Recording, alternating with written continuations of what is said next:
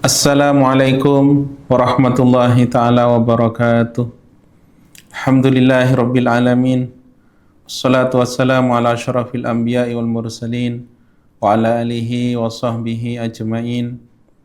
Nawaitu ta'aluma wa ta'lim wa tadhakkara wa tadhkir wa nafa wal intifa wal ifada wal istifada wal hathala tamassuki bi kitabillah sunnati rasulillah sallallahu alaihi wasallam wa du'a ilal khair wa dalalata alal huda ibtigha'a sawabillahi qurbi wa thabi subhanahu wa ta'ala. Subhanaka la ilma lana illa ma'lamtana innaka antal alimul hakim. Rabbi shrah li sadri wa yassir li amri wahlul 'uqdatam min lisani yafqahu qawli. Qala al-mu'allif rahimahullahu ta'ala wa nafa'ana bihi wa bi ulumihi wa bi barakatihi wa amadna min madadihi amin. Alhamdulillah, di kesempatan yang berbahagia ini kita berjumpa lagi untuk menyambung kajian ilmu mantik di dalam kitab As-Sulamul Munawwarah yang ditulis oleh Al-Imam Al-Allamah Abdurrahman Al-Akhdari rahimahullahu ta'ala wa nafa'ana bi fid daraini amin. Sampai kepada faslun fil mu'arrifat. Di sini Imam Abdurrahman Al-Akhdari setelah menerangkan al-kulliyatul khamas, yaitu jenis, fasal, nau', khassah, aradun am, yang mana kulliyatul khamas ini adalah mawadut ta'rif, alat-alat atau bahan-bahan yang menjadikan ta'rif. Maka di dalam bab ini akan kembali lagi kepada kulliyatul khamas, jenis, fasal, khassah dan aradun am. Faslun fil mu'arrifat, fasal ini yaitu di dalam menerangkan mu'arrifat. Mu'arrif, definisi, qaulun syarih ataupun ta'rif. Tiga nama dengan arti yang sama. Mu'arrifun ala salasatin kusim, haddun wa rasmiyun wa lafdhiyun ulim. Apa yang dinamakan mu'arrif, qaulun syarih ataupun ta'rif? Ma kanat ma'rifatuhu sababan fi ma'rifatil mu'arraf.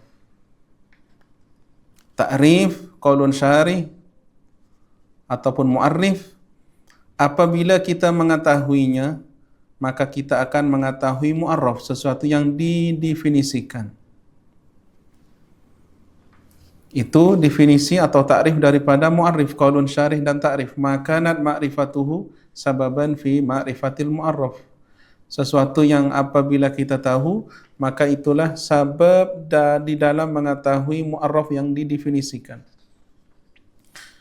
Yang mana sejak lagi kita akan bahas pembagian-pembagiannya dan syarat-syaratnya mu'arrif.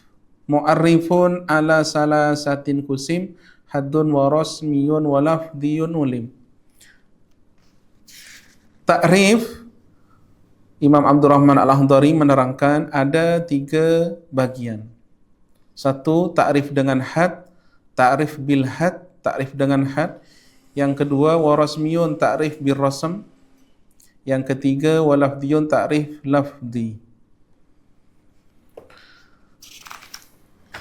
Ta'rif dan mu'arraf yaitu talazum. Kalau ta'rif mesti ada mu'arraf, kalau mu'arraf mesti ada ta'rif.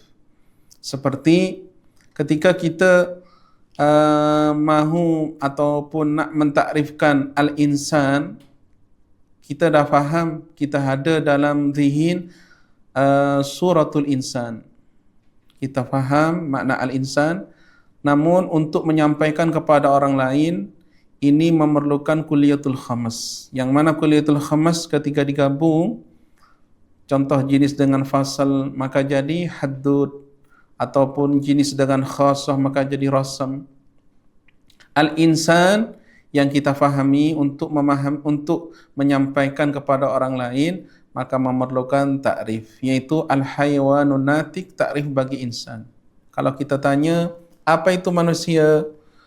Makna manusia nak sampaikan kepada orang lain, maka dengan Kulliyatul Khamas, mentakrifkan dengan Kulliyatul Khamas yang jadi takrif yaitu al-hayawanun natik. Al-hayawan, benda yang hidup, an-natik yang mufakkir bil quwwah. Al-hayawan itu adalah jenis qarib, jenis yang dekat kepada insan, dan an-natik yaitu adalah faslun qarib, fasal yang dekat. Maka apabila jenis dan fasal sama-sama qarib, maka itu adalah ta'rif bil had di dalam ilmu mantik. Fal haddu bil jinsi, fal haddu bil jinsi wa faslin waqa'a wa rasmu bil jinsi wa khasatin ma'a. Di sini Imam Abdurrahman Al-Akhdari akan membagikan yang tiga seperti takrif dengan had, terbagi kepada haddun tam dan juga haddun nakis. Rasm juga terbagi pada dua, ada rasmun tam dan rasmun nakis. Yang terakhir itu adalah ta'rifun lafzi.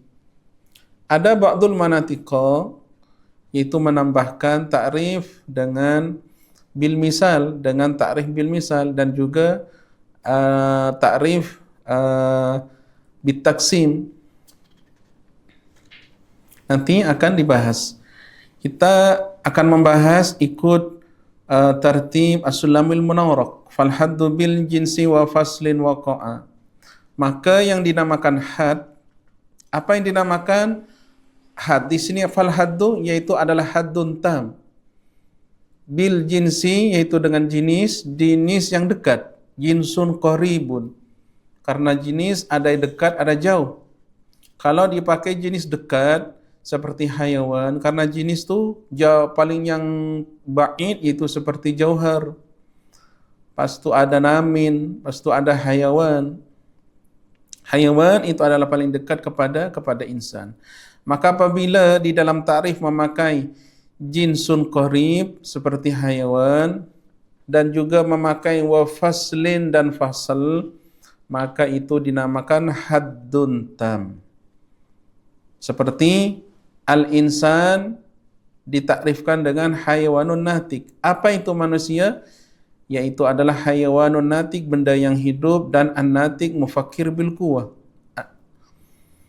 Maka apabila takrif memakai jinsun qarib dan faslun qarib, itu dinamakan haddun tam.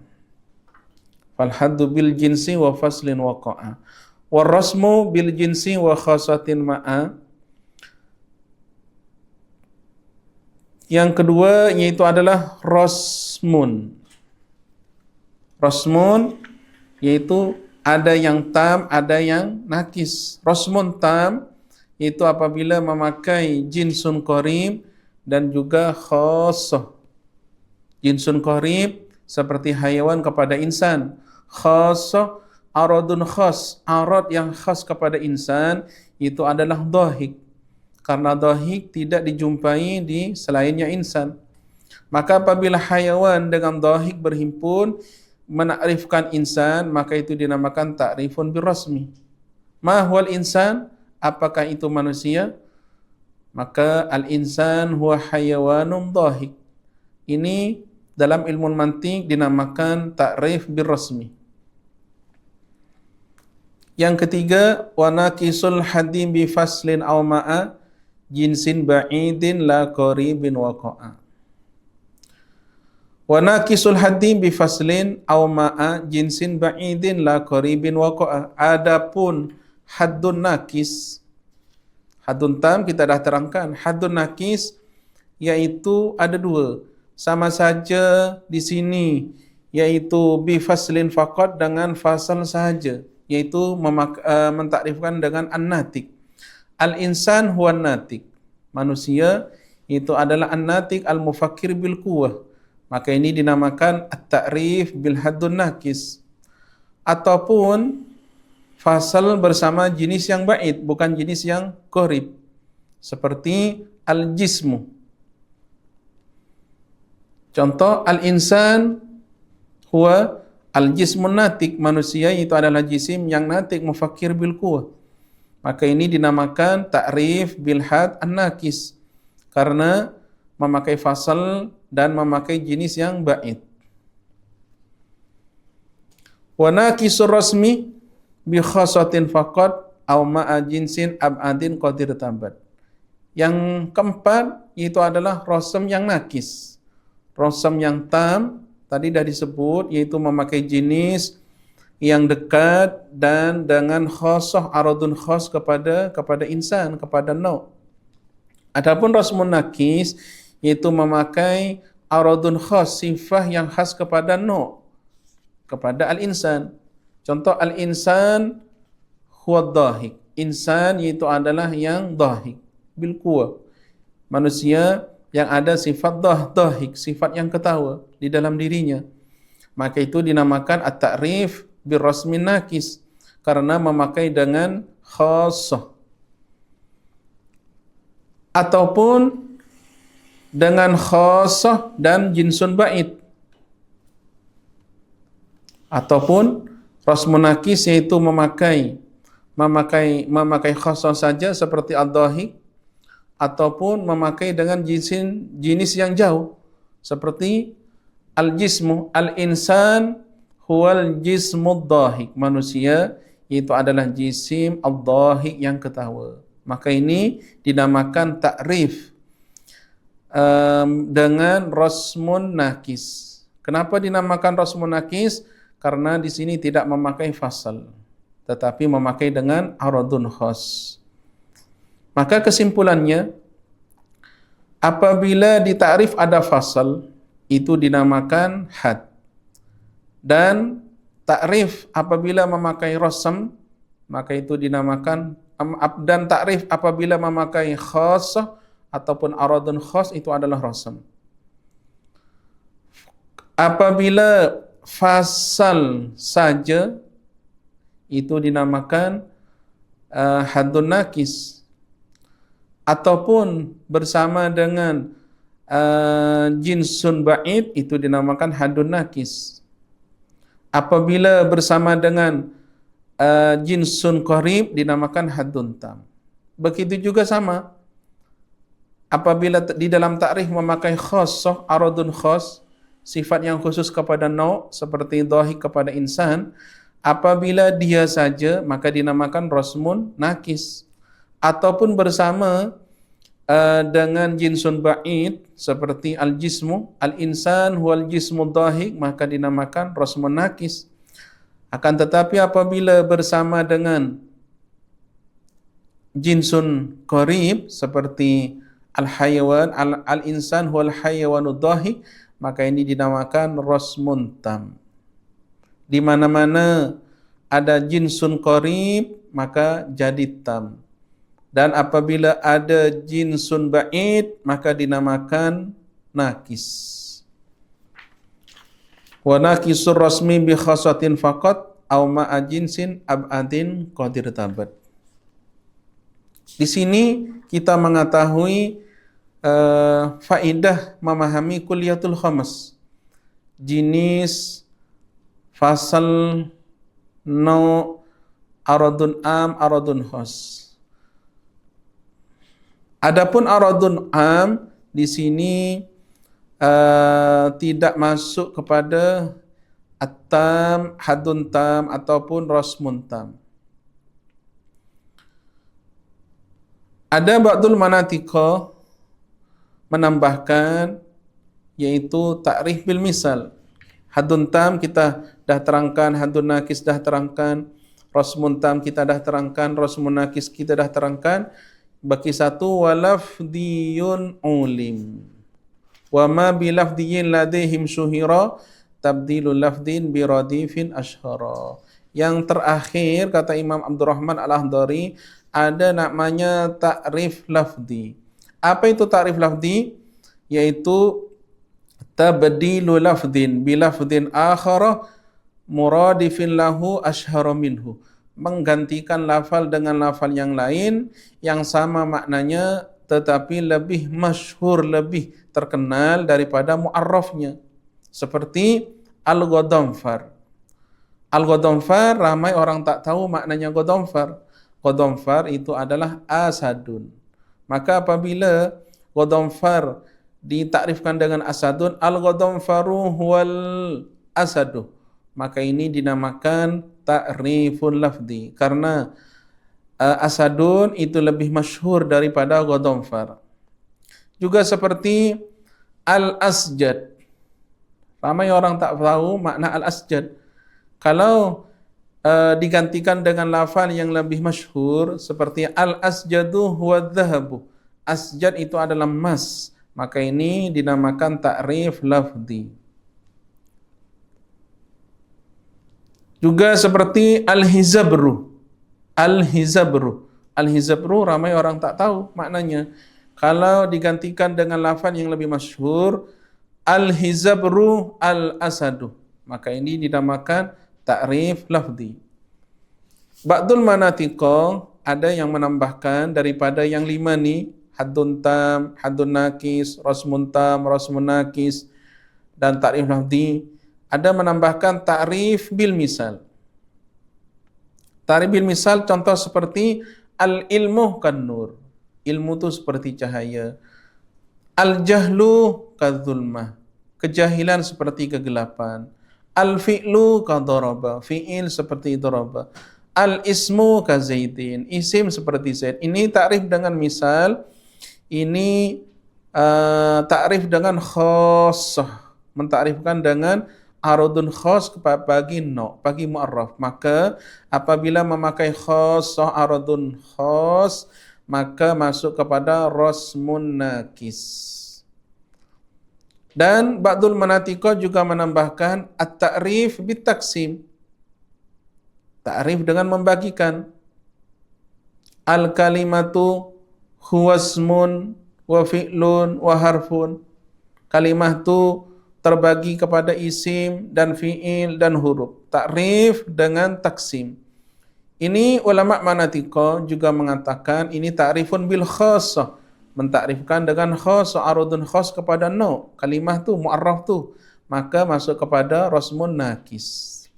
Setiap ta'rif yang memakai khassah, maka itu masuk kepada rasmun nakis. Maka sempurnalah 7 aksam bagi ta'rif. Haddun tam, haddun nakis, rasmun tam, rasmun nakis, ta'rif lafzi, ta'rif bil misal, ta'rif bit taksim. Wa syartu kullin ayyura mutarida munakisan wa dhahiran la ab'ada.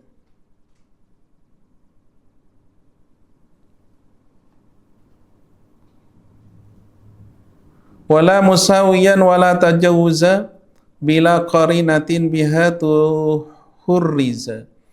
Di sini Syekh Abdurrahman Al-Akhdari akan menerangkan syarat-syarat bagi ta'rif. Ta'rif yang 7 ataupun ta'rif yang 3 ataupun ta'rif yang 5. Di sini ada syarat-syaratnya. Kata Imam Abdurrahman Al-Akhdari, wa syartu kullin ayyura mutarida munakisan wa dhahiran la ab'ada. Syarat-syaratnya mu'arrif, syarat-syaratnya ta'rif, syarat-syaratnya qaulun syarih, yaitu yang pertama yaitu jami'an mani'an. Dia kena jami', dia kena mani'. Apa itu jami', apa itu mani'? Jami' ni yang menghimpun ta'rif, yang menghimpun kepada afrad-afradnya mu'arraf, sehingga yang daripada dalam tak keluar. Jami'an li afradil mu'arraf, menghimpun kepada afrad-afradnya mu'arraf. Contoh seperti ketika mentakrifkan al-insan dengan al-hayawan.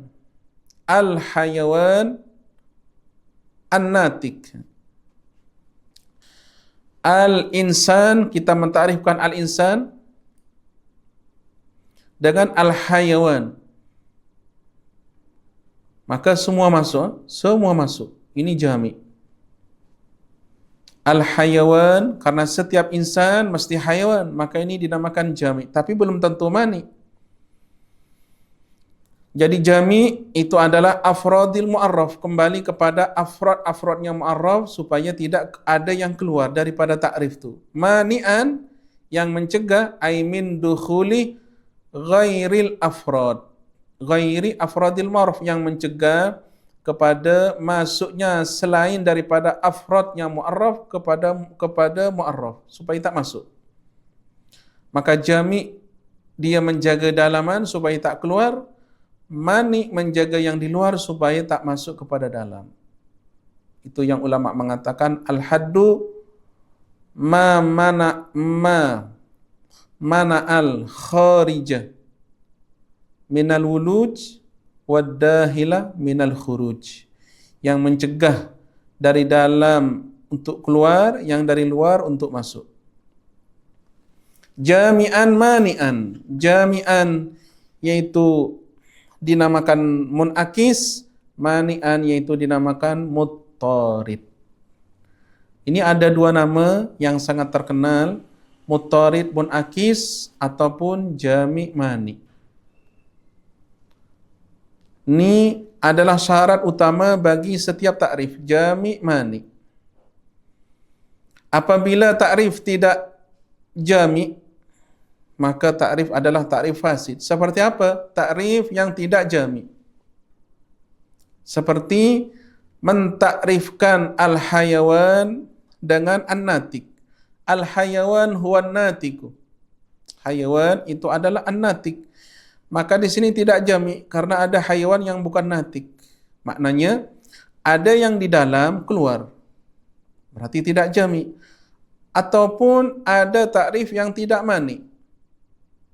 Yaitu seperti mentakrifkan al-insan huwal hayawan. Al-insan huwal hayawan. Ini tidak mani'. Tidak mencegah afrod-afrodnya insan, selain afrod-afrodnya insan untuk masuk kepada al-insan. Seperti kucing, seperti hir, masuk semua. Karena didefinisikan dengan al-hayawan, ini hayawan umum. Maka tidak mencegah kepada afrod yang lain untuk masuk kepada al-insan. Maka apabila takrif tidak mani', maka tidak sah dan fasid. Yang ketiga, syarat yang ketiga, wa dhahiran la ab'ada.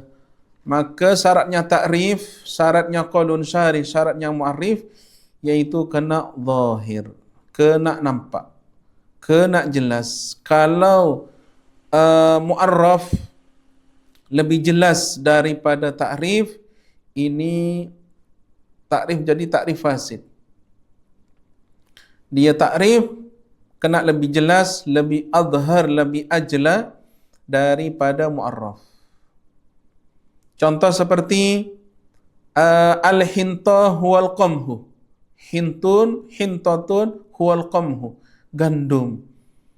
Qamhun itu lebih terkenal, lebih jelas, lebih azhar daripada hinta. Tetapi apabila syarat yang ketiga tak ada, seperti mu'arraf lebih jelas ataupun lebih azhar daripada takrif, maka takrif itu rusak. Seperti al-asadu huwal ghadamfar. Al-asadu huwal ghadamfar. Al-asad itu takrif, itu mu'arraf. Al-ghadamfar itu adalah takrif. Asad lebih jelas, lebih terang daripada ghadamfar. Maka takrif seperti ini dinamakan takrifun fasid. Karena syarat yang ketiga, adanya takrif lebih jelas daripada mu'arraf, ini tak ada. Ataupun sama, martabahnya takrif dan mu'arraf disama. Contoh seperti al-adadul fardu huwa ma laisa bizaujin. Bilangan yang tunggal, bilangan yang ganjil itu huwa ma laisa bizaujin. Itu adalah bilangan yang tidak genap. Sama, ada ganjil adalah bilangan yang tak genap, bilangan genap adalah bilangan yang tak ganjil. Jadi kalau seperti ini, takrif dan mu'arraf kedudukannya sama, maka takrif seperti ini aib ataupun fasid di dalam ilmu mantik. Kata Syekh, wa syartu kullin ayyura mutarida munakisan wa dhahiran la ab'ada. Syarat setiap takrif, dia kena mutarid, dia kena jami, munakisan, dia kena mutarid dan munakisan, dia kena mutarid, kena munakis, kena jami, kena mani. wa zahiran la ab'ada, dan juga kena zahir adanya ta'rif lebih jelas daripada mu'arrafnya, wala musawiyan, dan juga tidak boleh tasawi, darajahnya tidak boleh sama. Kalau sama seperti al-adadul fardu dengan ma laysa bizawjin, ataupun ma laysa bizawj, ataupun mentakrifkan az-zawju dengan ma laysa bifardin, ini semuanya tasawi adalah takrif fasid apabila memakai takrif yang musawi. Syarat yang keempat yaitu wala tajawuza bila qarinatin biha tuhurriza, yaitu takrif tidak boleh memakai lafal-lafal majazi. Apabila ada lafal-lafal majazi, tak ada qarinah yang memberitahu bahawasan itu adalah majaz, mengeluarkan daripada makna yang asal, maka takrif itu adalah takrifun fasid. Contoh seperti apa yang memakai majaz?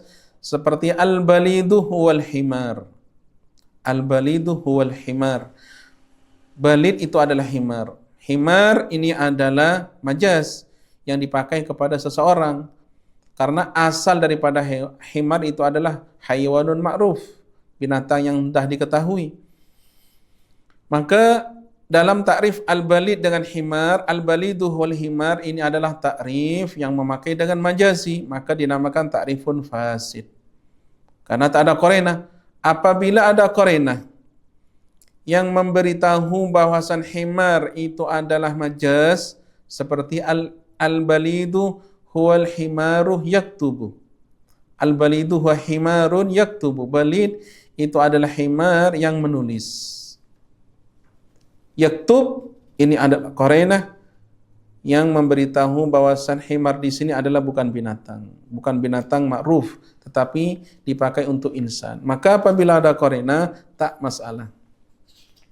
Syarat yang kelima, wala bima yudra bimahdudin wala mushtarakin minal qarinati khala. Syarat yang kelima, di dalam takrif, di dalam qaulun syarih, di dalam mu'arrif, tidak dibolehkan ada kalimah atau ada perkataan yang mana perkataan tadi tawakuf ke atas mu'arraf. Di dalam takrif tidak dibolehkan ada perkataan yang tawakuf, yang tertangguh ke atas ma'rifatil mu'arraf, atas mengetahui mu'arraf. Contoh seperti ketika ada takrif ilmu. Al-ilmu ma'rifatul ma'lum. Ilmu itu adalah mengetahui benda yang diketahui. Ilmun itu adalah takrif. Takrif memerlukan kepada mu'arraf. Al-ilmu itu adalah mu'arraf. Tawakuf, tertangguh ke atas memahami takrif. Tetapi di dalam takrif ada namanya maklum.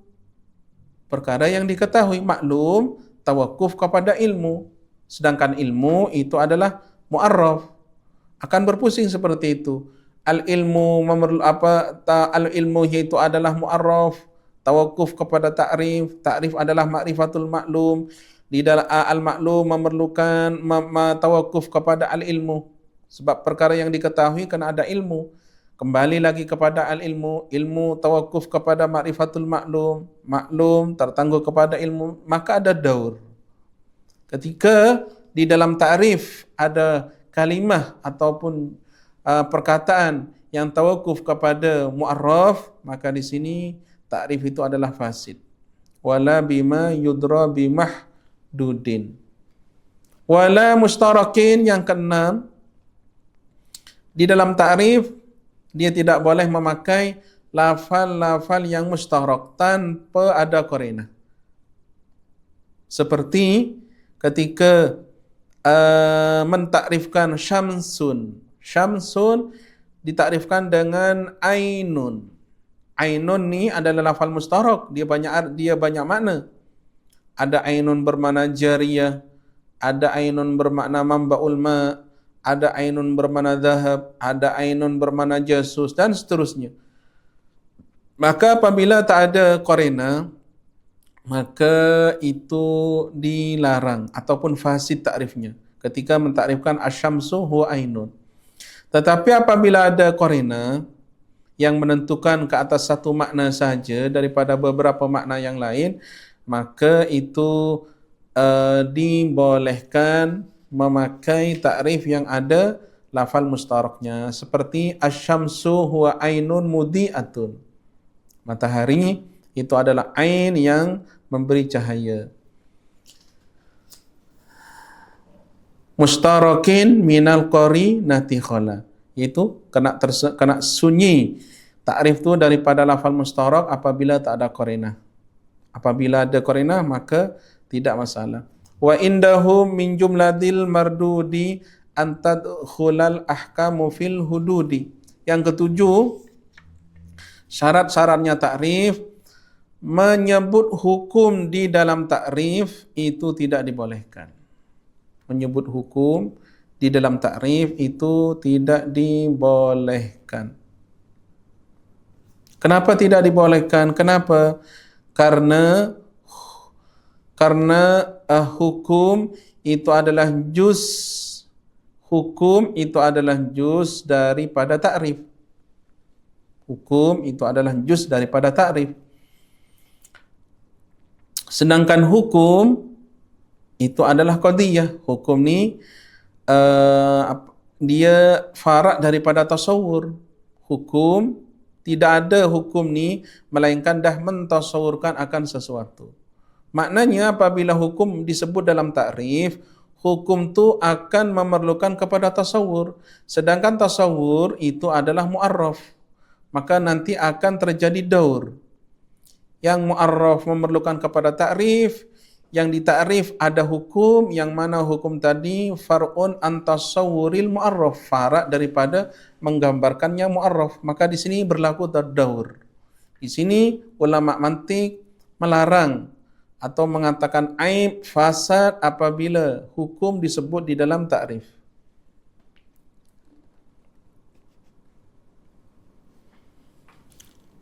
Wa indahum min jumlatil mardudi antadkhulal ahkamu fil hududi. Yang kedelapan, wala yajuzu fil hududi dzikru aw wa jaizun fil rasmi fadri ma rawaw. Syarat yang kedelapan di dalam syarat-syaratnya takrif, yaitu tidak boleh memasukkan aw yang bermakna syak ataupun ibham. Menyebut aw di dalam takrif yang bermakna syak, keraguan, ataupun ibham, menyembunyikan kesamaran, itu aib ataupun fasad, takrif yang rusak. Contoh seperti ketika ada orang mentakrifkan al-balid, al-balidu huwa alladhi la yafhamu aw la yastaqimu. Balid itu adalah orang yang tak faham ataupun yang tidak istiqamah. Ini ada dua, lisyak. Apakah balid itu orang yang tak faham ataupun yang tak istiqamah? Maka apabila aw di sini dah masuk, maka takrif ini adalah takrifun fasid. Ini apabila masuk kepada had. Tetapi apabila masuk kepada rasm, di sini Imam Abdurrahman Al-Akhdari mengatakan harus. Contoh seperti al-insan al-hayawanud dhahiku awil qabilu lil ilmi wa sun'atil kitab. Insan itu adalah hayawan ad-dhahik, yang ketawa, ataupun al-qabilu lil ilmi wa sun'atil kitab, yang menerima kepada pengetahuan dan boleh belajar menulis. Maka ini syak ataupun ibham. Sedangkan apabila di rasm ini dibolehkan. Yang tak dibolehkan apabila aw masuk di dalam had. Bagi sekarang aw yang bermakna taksim. Kalau aw yang bermakna taksim, maka dibolehkan hatta di dalam had, dibolehkan apabila aw bermakna taksim, membagikan. Contoh seperti ketika ulama mendefinisikan nadhar, dikata an-nadharu huwal fikru al-muaddi ila ilmin aw ghalabati dhannin. Nazar itu adalah al-fikr, berfikir, yang membawa kepada keyakinan, kepada ilmu, ataupun juga yang membawa kepada ghalabatul dhon. Di sini ditaksim, fikir ada dua. Ada yang sampai kepada puncak ilim, yakin, ada yang sampai kepada puncak ghalabatul dhon. Maka apabila au yang ditaksim, maka dibolehkan hatta sampailah masuk kepada hudud. Adapun yang tak boleh dalam hudud tu iaitu adalah au yang bermakna syak ataupun ibham. Apabila dalam rasam dibolehkan. Yang taksim hatta dalam had dibolehkan.